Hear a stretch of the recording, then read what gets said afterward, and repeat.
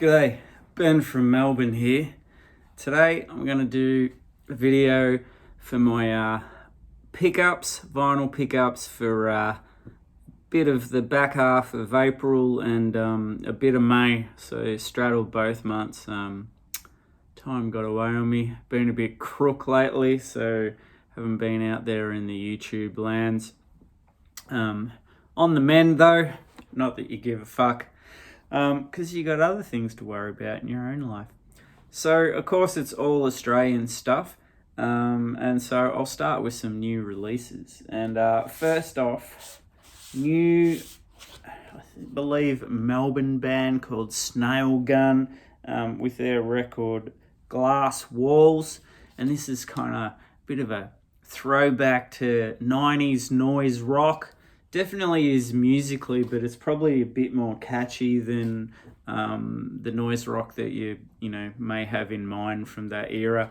But this is a great new record. I believe they're from Melbourne.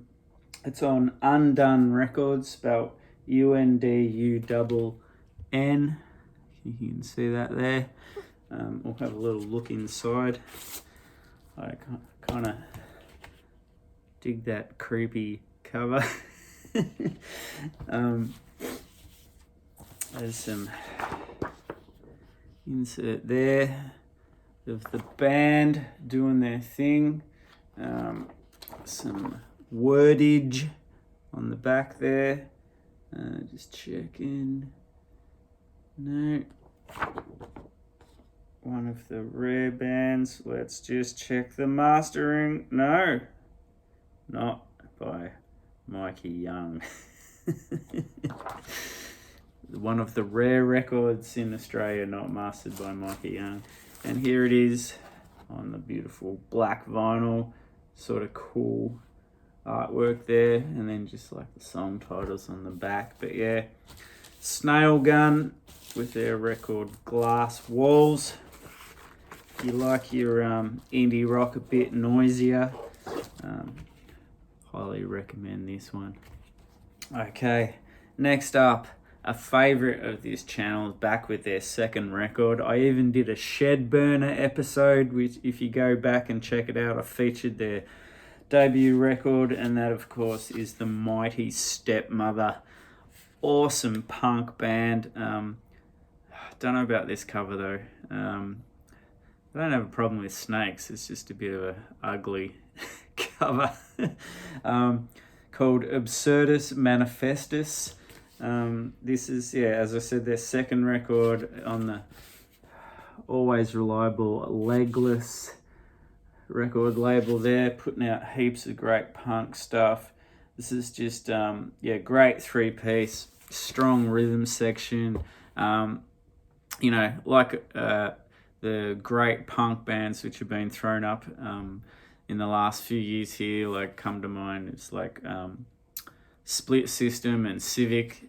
Obviously they hark back to some classic bands like the Saints and Radio Birdman, but they put their own spin on it. I'd say Stepmother have a bit more swing and aggression in their sound, possibly. That's saying a bit.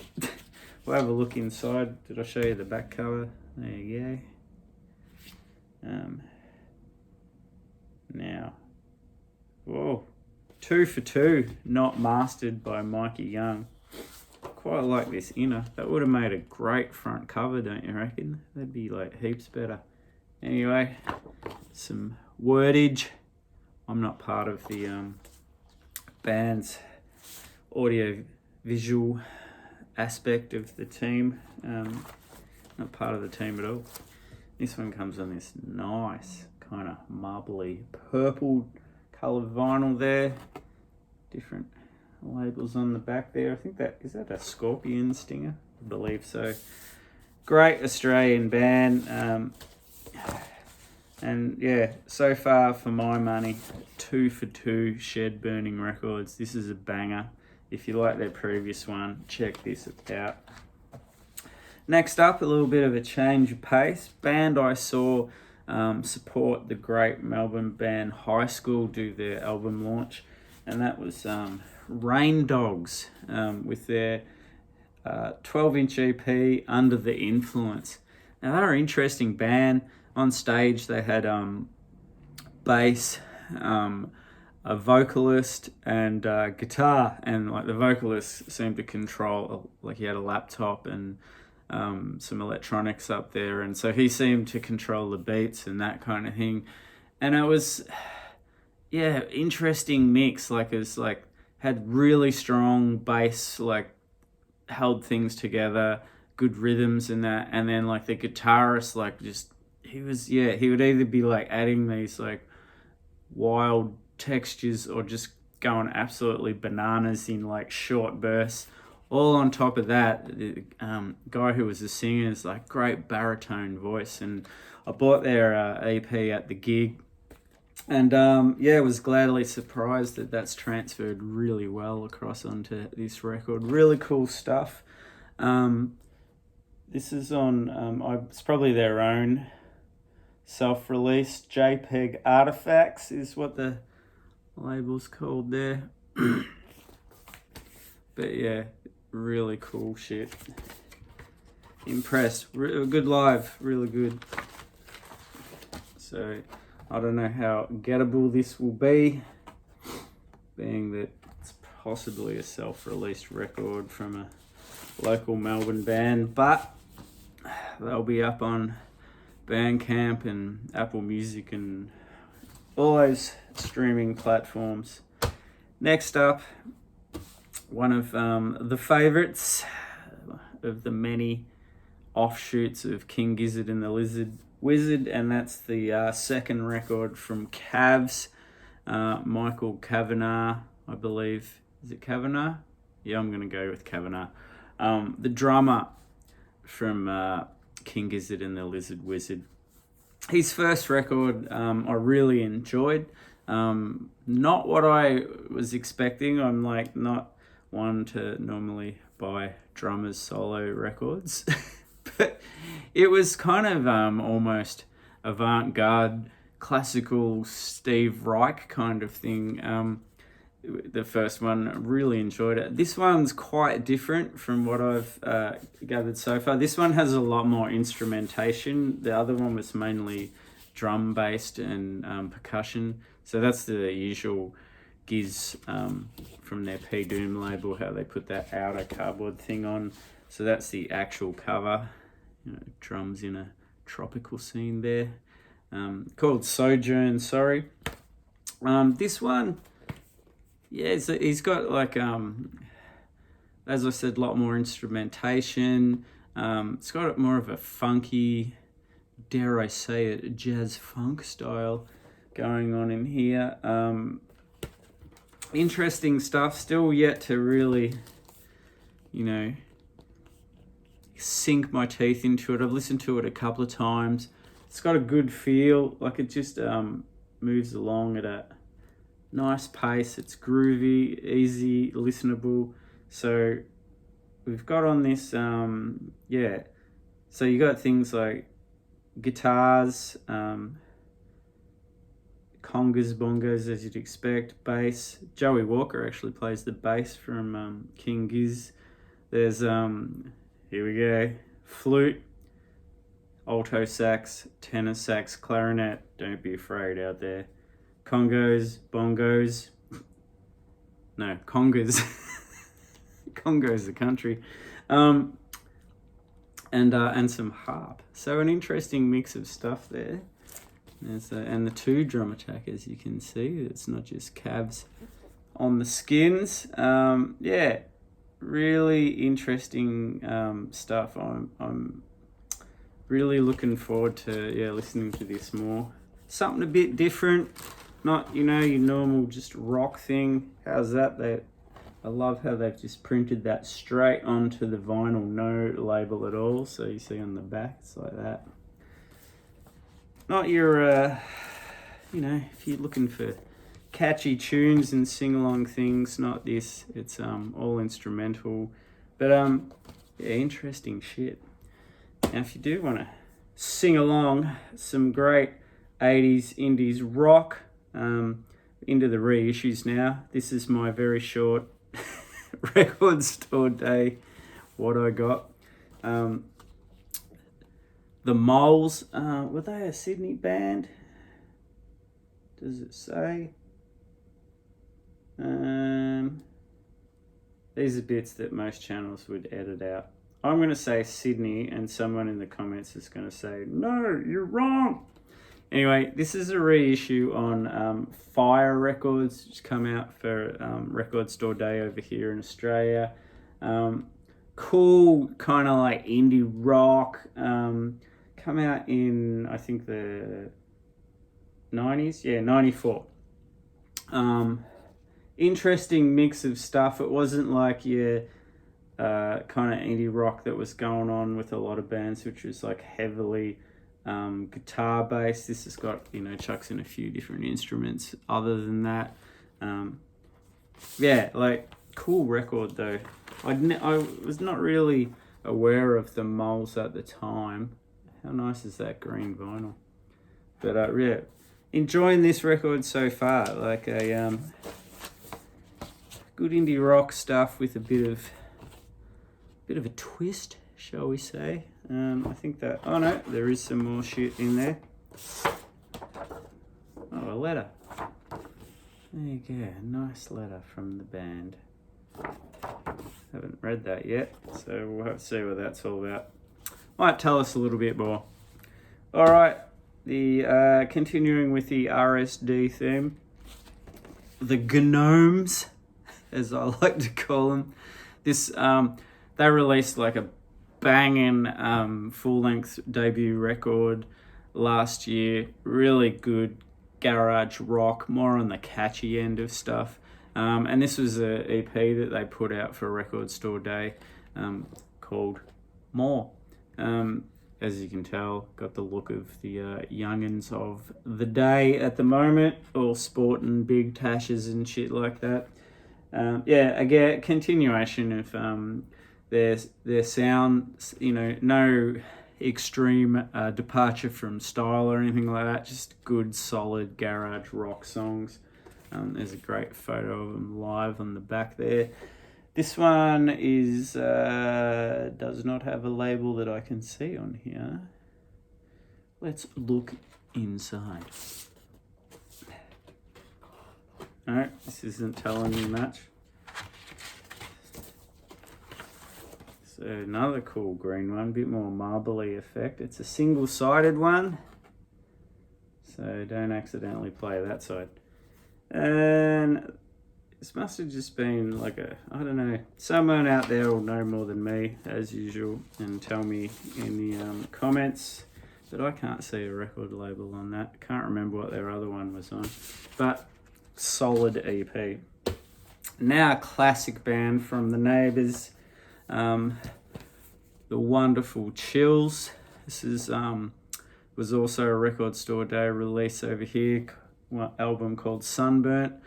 The sort of late 90s, I want to say 96 for this one. This was, I think, their second record on Slash Records when they made a big swing at the States, but it all sort of went a bit pear-shaped. But as you can expect with the Chills, brilliant songwriting of Martin Phillips, just awesome indie pop stuff. He's a bit of a genius with song arranging and melody and that brilliant stuff. So this has been reissued on Fire Records. Have a look inside. But yeah, anything by the Chills is worth picking up. Some wordage on the back there. Let me see.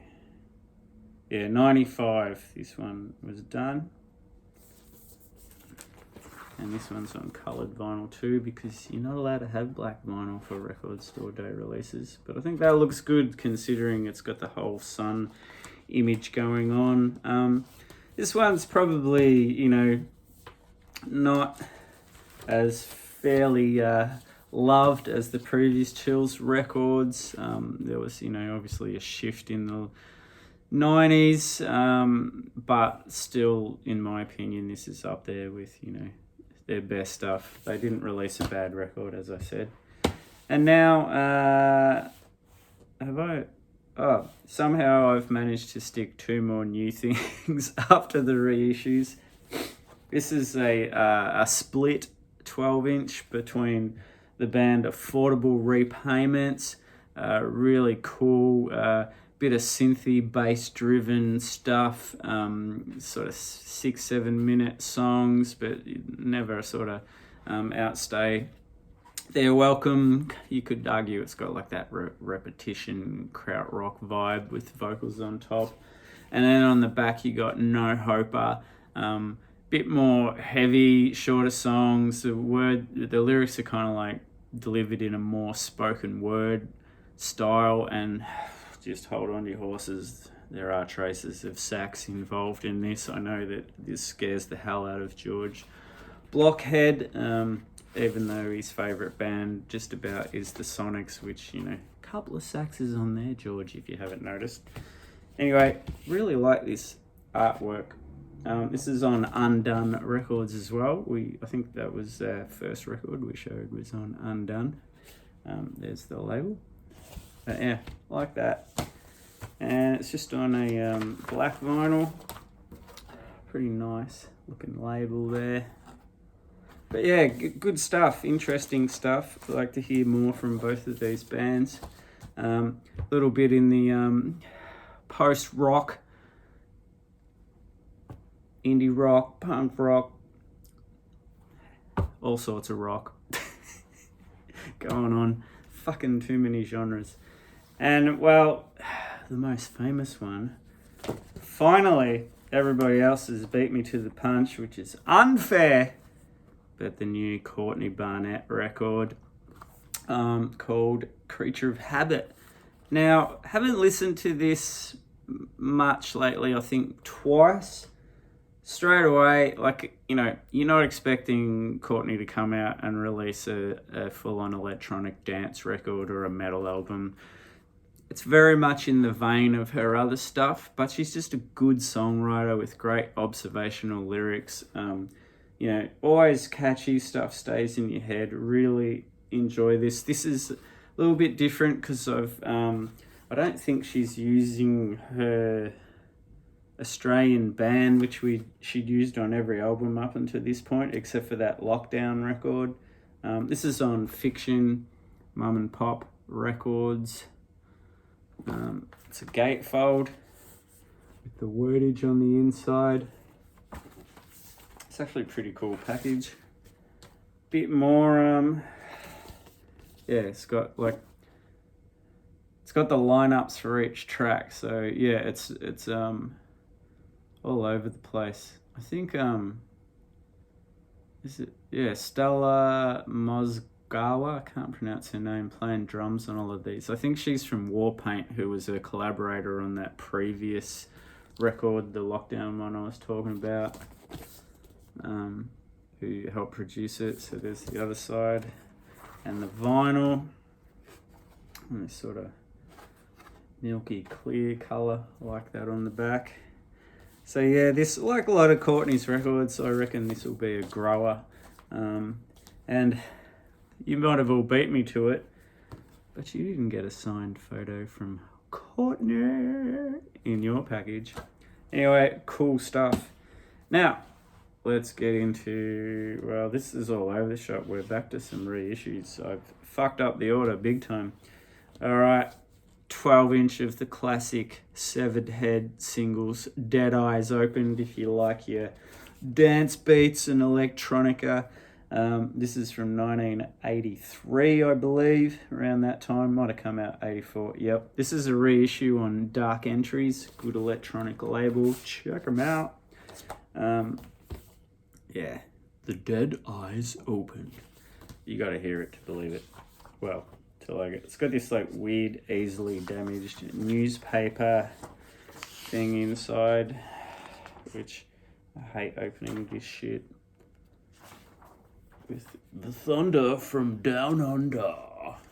I wouldn't really have thought that Severed Heads would fit that description. It makes them sound like they're a hard rock band.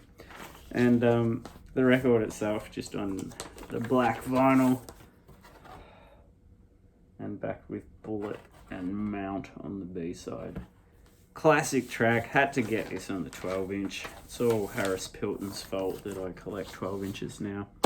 Moving right along, The Neighbours, Robert Scott from the great New Zealand band The Bats. This is one of his solo records, been reissued. It's from a few years back, I think around 2013. Yep, I think that was when it came out. Not a huge departure from what he does with The Bats, but I love what The Bats do. It's, you know, melodic indie pop stuff with that, you know, awesome quirkiness on top. Black vinyl with the goat and the creepy eyes. Sorry for that sniff. And that's on Alley Records. So, but yeah, really good record if you just love your indie pop tunes with a bit of New Zealand quirk in it. Now a dead set classic, which should have been in print and never gone out. The Mighty Died Pretties album, Doughboy Hollow, with probably their most recognisable song, the monumental Sweetheart. If you've not heard it, just press pause, go listen to it, come back and watch the rest of this bullshit. Yeah, brilliant record, brilliant band. Sadly, no longer. This is a reissue on Magnetic South or Eminent Vinyl, not sure. That's got that one, and it's got that one. Yeah, sadly, Ron Pino no longer with us. Died from cancer, I believe, but amazing band. Was lucky enough to see him live several times in the 90s and a few of their gigs when they got back together, and they're always really, really good. This has actually been remastered by Mikey Young. There you go. Remastering the classics. This is truly like, you know, you see me like bang on about great Australian records and feature, and I know a lot of people got into the Triffids and things like that.